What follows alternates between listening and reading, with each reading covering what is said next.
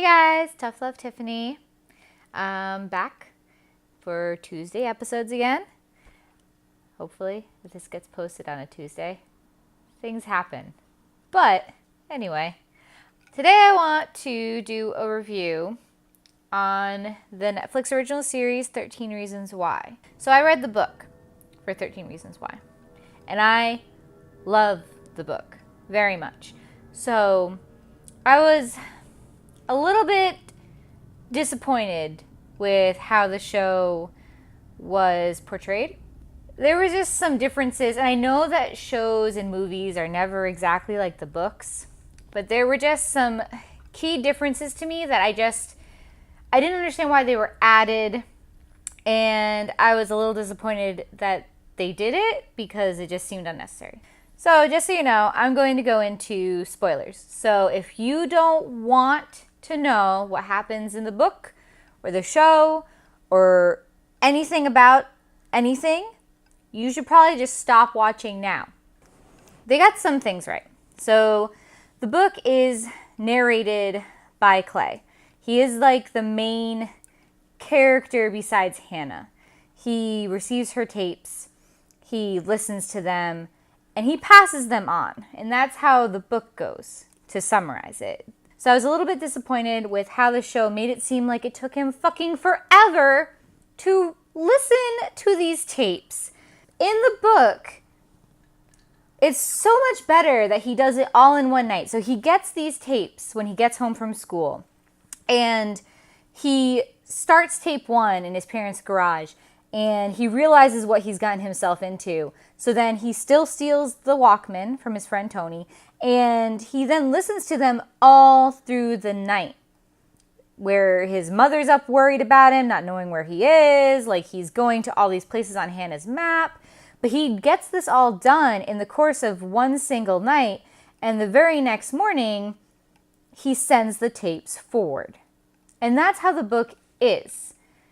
So this whole drama of a court case, of it taking him what seems to be weeks to get through the tapes, the whole him confronting all of his classmates, the weird war between him and some of the other characters, none of that happens in the books. And I didn't understand why it was necessary to add so much drama. And I mean, I guess I get it. You have a TV show, you want to adapt it, you want to make it a little bit more edgy. Maybe you're trying to get that weird soap opera-y sort of vibe to it. I can almost write that off, but then there was just a few other things that were a little bit bothersome for me. So one of the things that bothered me a little bit is I feel like they didn't capture the essence of Hannah and just to what extreme she was feeling. They go through like Clay's emotions with her, but I feel like they didn't really capture what she was going through. There were a few moments that were pretty heartfelt and that I enjoyed the explanations for, like that moment with her and Clay alone in the room, like where she's pushing him away, like those sort of things, they work. So in the books, Hannah's at her wit's end. She's done, and she wants to completely give herself up, and she wants a reason to kill herself. She's to the point where she's so frustrated with life that she wants something to empty her completely. And it's not that she lets herself get raped, but it's the fact that she goes into it knowingly that this is what she's allowing to happen. She goes into the hot tub with Bryce and some other friends. He's starting to feel her up in the hot tub, and instead of saying no, she turns her head away and she lets him do it. It's a very sad moment on its own without the violent act of rape, because it's not consensual, but she's also not getting raped, and he fingers her in the hot tub. It's not as brutal as it is in the show at all.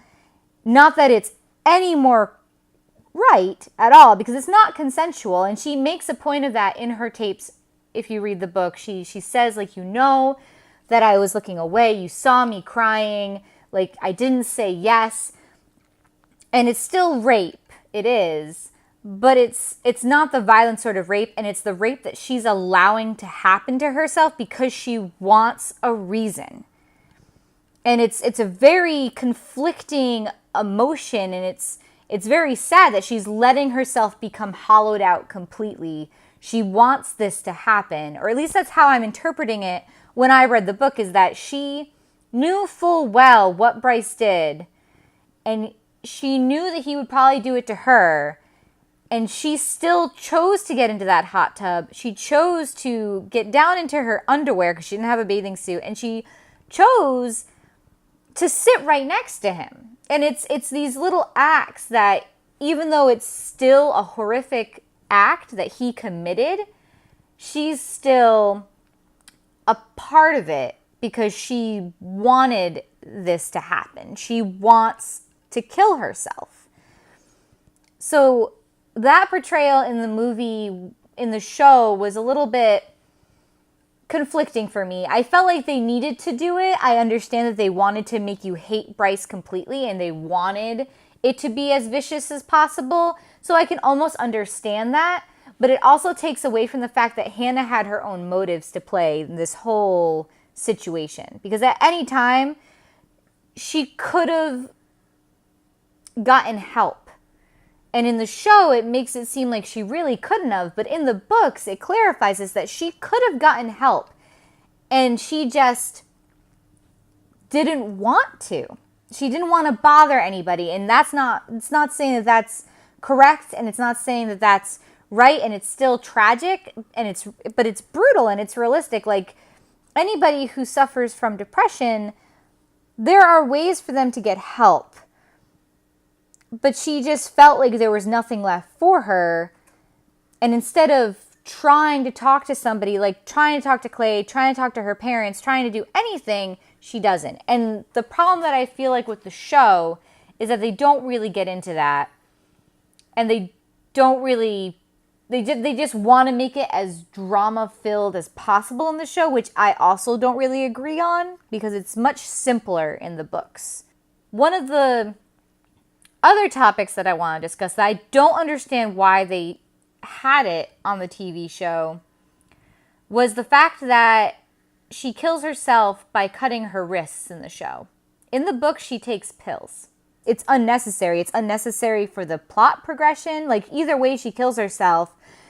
I don't know if they just wanted to show it because they figured death by cutting your wrists is more realistic, but it's not. And to me, it felt like they just wanted to have that wow factor, and it upset me. You're just trying to get attention, and you're trying to get ratings. And that was also another thing I didn't care for about the show, is that they're prepping it for a second season, and that is extremely unnecessary. And again, it's taking away from the whole point, which is about this girl's suicide. You're increasing the drama, you're taking in this court case, you have kids with guns and all this other stuff, which, granted, those are things that we should discuss in today's society about what drives kids to killing each other. But the whole premise behind 13 Reasons Why is why one girl decided to kill herself, and how everything you do affects other people, whether you think it does or not. And the takeaway from the book by the end of it is that Clay realizes this. Even though he realizes that Hannah, ultimately the decision was her own to take her life. It is nobody's fault, and there's really no one reason why. But he realizes that if any of them had reached out to her, if any of them had picked up on the signs, if any of them were just a little bit nicer to her, things could have been differently. And the whole ending of the book is him finally getting it and picking up on those cues from another girl in his class and reaching out to her before it's too late for her. And that's how it ends, is that he fully understands the 13 reasons why. But the main thing that's driving it home is that Hannah chose to kill herself. It's Hannah's decision. And whatever she reasons out for people picking on her or starting a rumor about her or whatever, it's her decision to kill herself. And you can't really blame anybody else for you deciding to kill yourself, because it is your decision. Ultimately, it's your decision to do it. And that's the one thing I really did like about the show, was the fact that they gave two sides to a lot of the stories, and they flushed out these other characters that caused Hannah to feel so alone and so desperate and so out of options that she killed herself, because in the book they don't give you the other side of things. That's my review.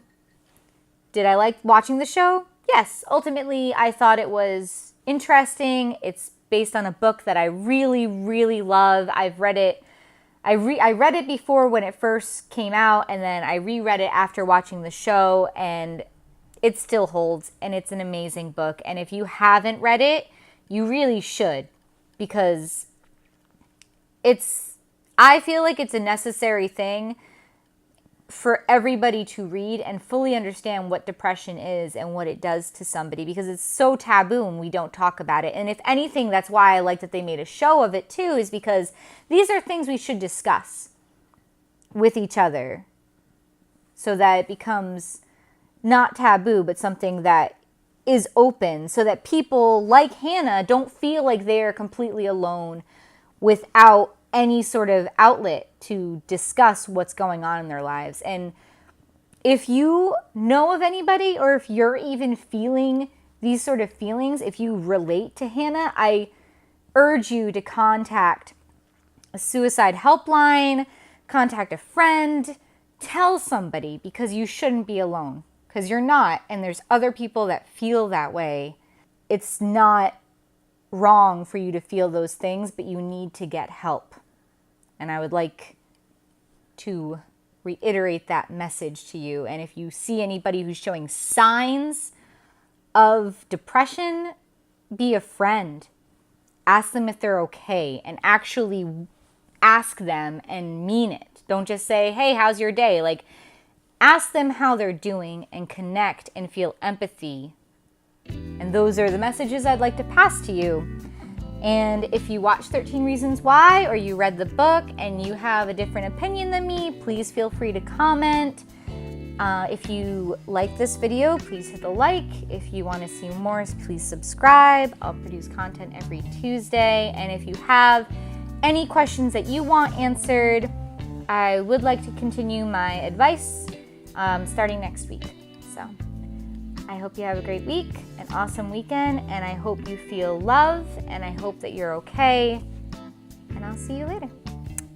Bye.